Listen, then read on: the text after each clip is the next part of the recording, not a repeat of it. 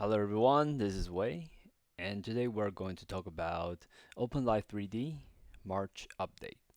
So in the March update, we got two things to update. The first thing is that for last month, we talked about Google Media Pipe updated the new vision framework with the holistic library, right? So there are two things that we plan to evaluate this month. The first thing that is that we want to evaluate, can the new holistic model in the new vision framework run 52 blend shape? And the second thing that we would like to evaluate is that can the new framework run in a multi-thread setting? And we evaluated this with some testing setup, and also I checked some of the code of the new framework, and we got a good news. Both these features are supported, right? So we're able to run multi-thread, and the new holistic framework does support 52 blend shape. And the next step for us is to integrate these new vision framework with the holistic model and also the facial landmark model, of course, into OpenLive3D. So that will be our next step.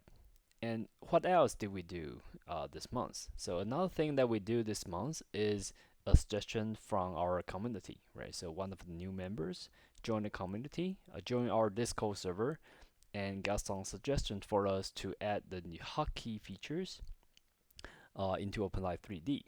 So we do added this feature. So right now, when you are in OpenLive3D with both the web version or the app version, you are able to use the number key to quickly select different facial expression, right? So it will be easier for us to change our facial expression, change our mood, and also for the model selection as well, right? So you are able to press Add to select face only, and also press H to enable the hand checking, right? So uh, these features or these hard keys are available right now. If you don't get it with the app, you can download a new snapshot of the app.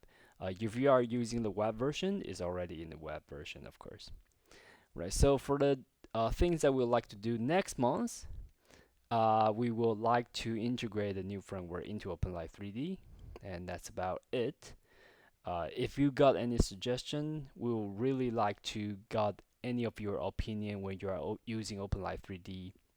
When you spot anything that you would like us to improve, we would like to put that in the pipeline. If that's easy for us to implement, we would like to implement that right away. If that would take more time, like some of the features such as uh, full body motion capture or other features like connected to iPhone, that may take more time.